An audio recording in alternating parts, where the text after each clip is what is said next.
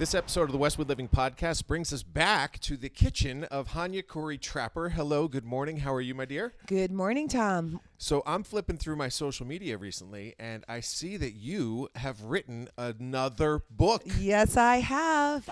So excited. Just coming out this week. It just printed, but I still have a online presence that will happen in January. So that's not available yet. But. So my first reaction when I saw this was like, wow, the first book must have done well for there to be the initiative and commitment to do a second book. So let's give those who are listening a little bit of history. The first book, was it Rest and Return. Yep. Okay, so that was published when? That was published 2021. And that was really born from your experiences related to the COVID pandemic and Correct. how people interacted with you and how you inspired them. And I thought that was very cool to learn about that and understand how that came to be. But this one, to me, I got to tell you, seems a little bit more robust, a little thicker. I'm looking at a hardcover edition of this book, which is called Home is Here. So take me through the 3-year process of how we got to the production of Home is Here. Sure. So Rest and Return was it's basically 52 weeks of messages that I share in my yoga classes and in my mindfulness classes and meditation. So that's what I am. I'm a teacher. And I've been kind of using these messages each week based on a quote. And so I share the quote, the message, and my design and photography. For 52 weeks, I was sharing this with students during COVID for the first book. Since then, I have wanted to keep going on that sort of track because every time I learn something, I want to share it. So I share it with my students first, and then I sort of document it and put it into a sort of file where I end up creating a book out of it. So from my design skills and from my photography, I kind of weave it all together and give all these different messages. And the messages are cool because each one is completely separate from the other. So you can kind of open up the book and look at one week and say, oh, I want to learn about this week. It's a little micro learning moments for each of these spreads. I know that you're very creative and you've done a ton of logos and your photography is fantastic. Don't tell me that all these photos were taken by you. Of course. Yeah. Every single photo in this book was taken by you. Yep. And I know you travel around the world, but is there any one place that has really presented to you more photograph opportunities? Yeah. So I have a lot of photos from maybe Mexico. Yeah, that's the place. That's actually the Alps. You can see the Alps on that one. Tom's looking at one of the pages. I can't believe you took all these pictures. Yeah. And a lot of them are from the woods in our neighborhood, right here. Some of them, that's a great story. I can tell you about that. Some of them are from my trips around the world. Like we talked about, I run retreats. So I've been to Mexico a few times and I've found a lot of beautiful images there. I also love the Cliff House in Maine, and I always end up taking pictures of that beautiful place. And then they're just random, like all over the world. That's in France. That's a farmer's market. Tom is scrolling through. That's in Paris. I'm zipping through. Yeah. There are so many things that you just touched on there. One of them being you travel around the world. Yeah. And you do these retreats. And I know that we're going to get back into the book and its release and promoting it and all the rest of that. But how do these retreats to foreign countries work? And how long does it take for you to get a crew committed to go on one of these trips? And what do one of these trips entail? Yeah, that's a great question. So I just kind of started this after I teach a lot. Every week I teach around 16 or plus classes a week. And so I have a lot of students that really, we learn from each other, we grow together.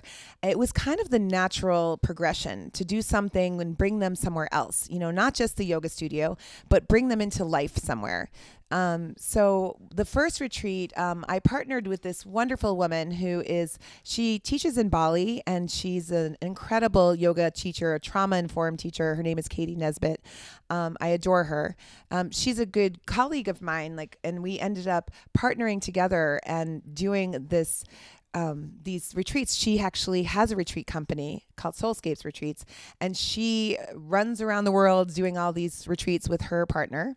And she just asked me, I asked her one time, this is the one thing I've never done and I'd really like to do it. She said, why don't we do this together and I can help you? So she partnered with me, and we've been doing this for now. We're on maybe our 5th one. We've gone to Mexico. We're going on our 3rd time. We've been to Italy. We're going to Greece next year. Yes. And that one sold out in a week. It did? Oh yeah, it's already done. Like, yeah. That's crazy. Yeah, they've been selling out. And I think it's because people really need that idea of taking time for themselves, and maybe not necessarily taking a trip with the family or with the husband or with the partner, your partner, but just actually doing something for you with a very safe space, with a group that you know you can trust and that you can open up to, and that you know that the whole retreat is going to be taken care of. You're not going to have to worry about anything. So that's kind of the idea behind it. It's a sort of a nurturing self-care. I call it rest and return after the first book, because that's really what it is. It's rest, enjoy yourself, and learn something new, and then come back and return home to your life a better person. One of these days, I got to get myself on one of those trips. I would love you to join. We did go to Mykonos ourselves this past summer, and we had a fantastic time. When is that trip? That's in September 2026. Wow, fantastic. Yeah. The other thing that I want to ask you about before I get back to the book is that you've got an unbelievable relationship with Marcus Smart. And how did that start? And like, he brings you to far away places to work with him and run what? Yeah. So he has a wonderful foundation called the Young Game Changer Foundation.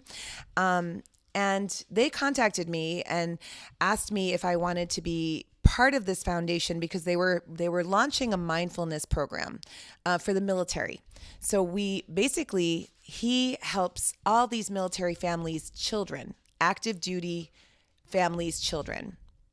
And I actually go in and teach the active duty military about mindfulness, about meditation, about yoga. And we first started this whole program that we've created, and we started it in Texas at Fort Cavavos. And then we went back the following year, and then we added Fort Campbell in Kentucky. So we went there. Our last trip was at Pearl Harbor with the Navy. So we started teaching the Navy about all this mindfulness and meditation work. And he's just wonderful. He works with the kids, and he's just fantastic with them. They run a whole entire clinic for the kids while I teach the parents, the active duty military people. I think it's really cool that he stays connected with somebody who he got to know when he was here in Boston, and he's no longer here in Boston, but you're still connected with him. That's very cool. Yeah. I like that. Okay, back to the book. At what point did you make the commitment that you wanted to create a second book, and how did you take the lessons from the first book and apply it to the publication of the second book? Oh, that's a good question.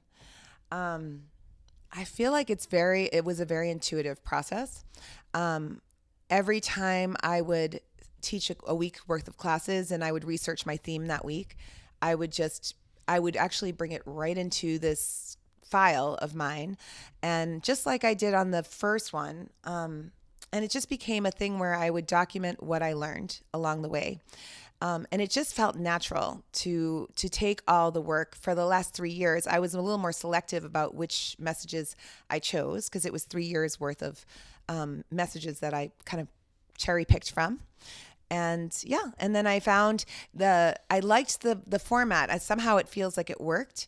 And so I just kept the theme, and I just feel like it's now a thing where maybe I'll do a third one. Like, I feel like a trio would be nice, but this is the content that I really am inspired by. And I just wanted to share it with people, and it just felt natural. And some of them are just poems and simple, and some of them are actually more, real learning opportunities, like, learning about your comfort zone and your growth zone and the areas of what happens in our nervous system, things like that. And then also learning about different ways to calm the body, to de-stress, also ways to empower yourself in different ways, and also ways to find compassion for people that are not like you, maybe different from you. So these messages are kind of carried out throughout. But the real message of the book is about the fact that struggle allows us to grow. And that's the same theme as the first book. So the first book had the theme of the lotus flower, and the lotus flower moves through the mud in order to blossom at the top of the water. It grows in the murkiest of ponds, but it blooms into this beautiful flower at the top. That message is all about, Thich Nhat Hanh famously said, no mud, no lotus. The idea, if you don't have mud in your life, if you don't have that struggle, you can't grow and blossom. This book is the same idea. It's the idea of struggle, but this time we're using a butterfly. And the first theme, the first page or the first spread is all about the fact that this monk was trying to help this butterfly along in its journey, and it tried to help it, but instead it actually hurt the butterfly. So that's the first story. I can read it if you want. Yes.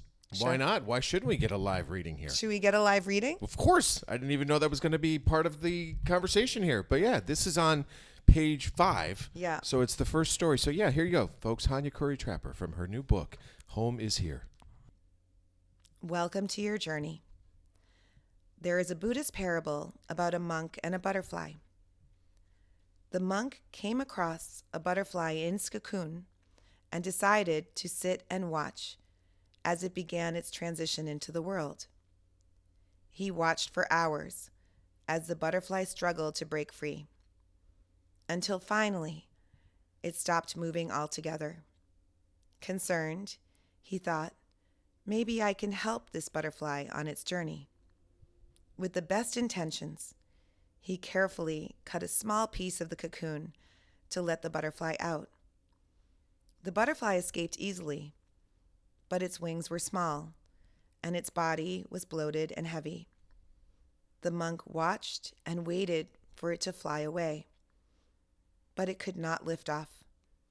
The butterfly lived the rest of its days crawling from one branch to the next.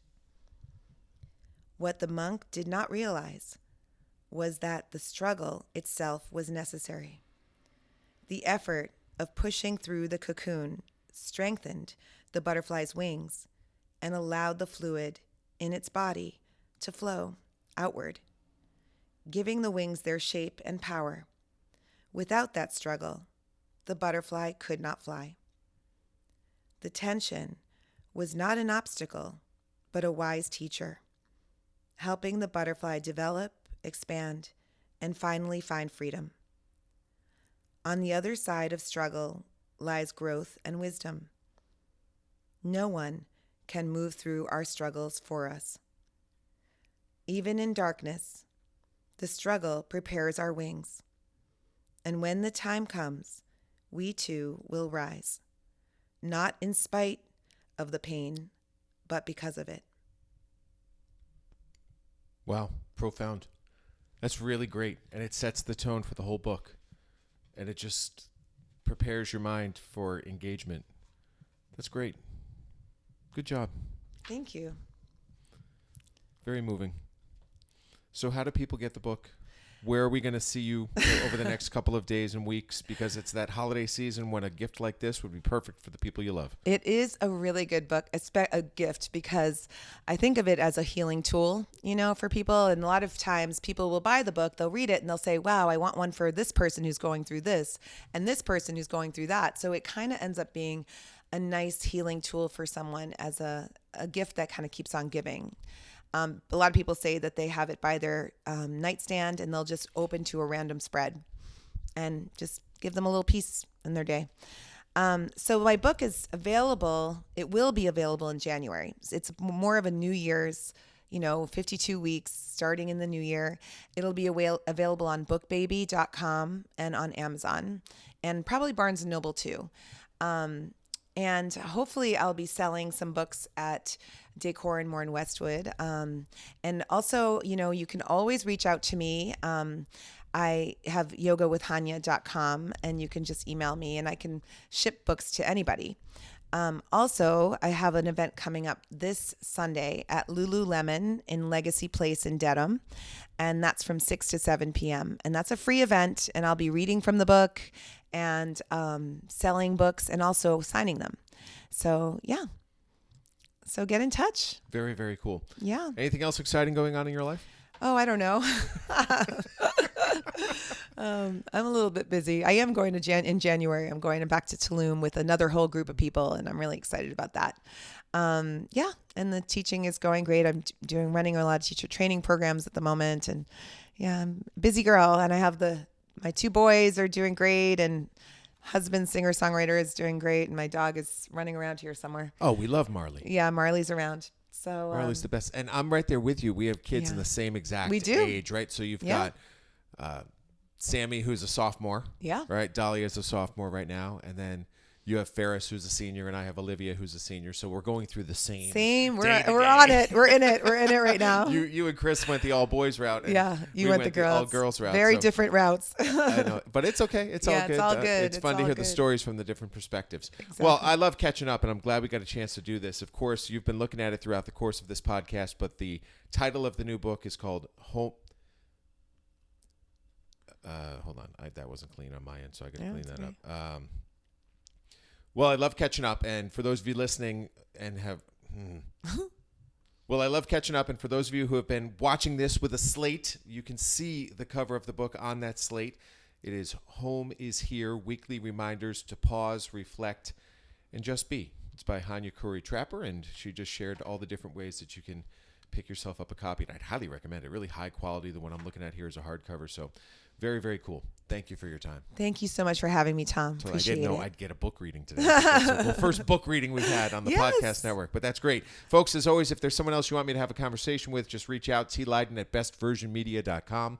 Send me an email. I will reach out to that person, have a conversation with them, and then share it with you right here on the Westwood Living Podcast Network. But for now, with Hania Khuri-Trapper from Around the Kitchen Table, a very familiar place, this is Tom with Hania saying so long, and thanks so much for listening.